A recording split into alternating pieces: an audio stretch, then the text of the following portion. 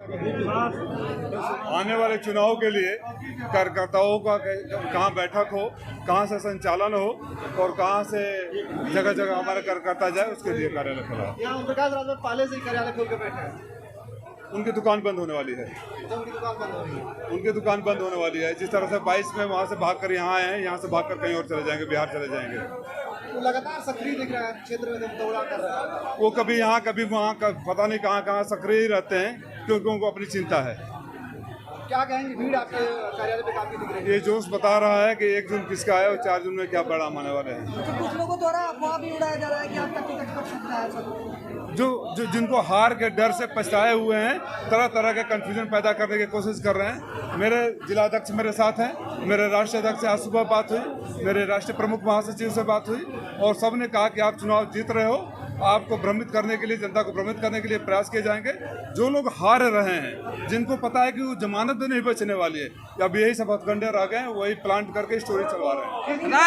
अखिलेश यादव जिनको हार का डर हो, जिनको अपनी जमानत बचाने का डर हो, जो बनारस से भाग के यहाँ आए, यहाँ से भागकर बिहार जाना पड़े, वो लोग करवा रहे हैं। ओम प्रकाश राजभर की गोल तो नहीं है। और इतना बोल दिया, इसलिए समझ में नहीं आ रहा तो मैं आपको क्लास थोड़ा लूंगा। अखिलेश यादव ये कौन सी बात है? अरविंद राजभर वो कल कह रहे थे सपा प्रत्याशी के पास कहने के लिए कुछ भी नहीं है। कार्यकर्ताओं का जोश भर रहे थे, वो कह रहे थे कि क्षेत्र में निकलिए और तमाम योगी और मोदी जी के मुद्दे जी को बताइए।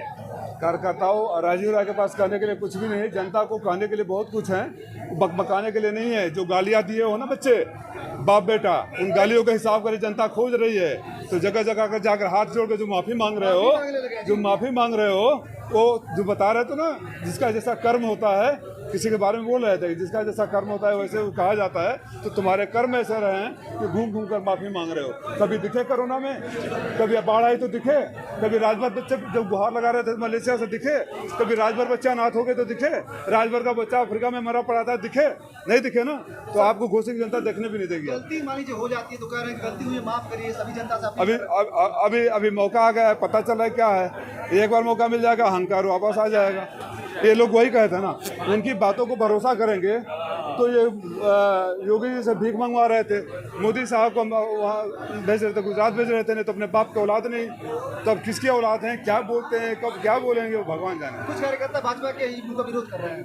भाई जब वो गालियां दे रहे थे, बदतमीजियां दे रहे थे, ललकार रहे थे, तो भाजपा के कार्यकर्ताओं को भी तो गाली दी। आदरणीय महेंद्र पांडे जी को माँ बहन की गाली देना, मन से ये बोला कि कोई माँ का गाली देकर कोई भाजपा का कार्यकर्ता दिख जाए तो दौड़ा कर जूते मारो। तो कौन जूता खाकर उनको वोट देगा?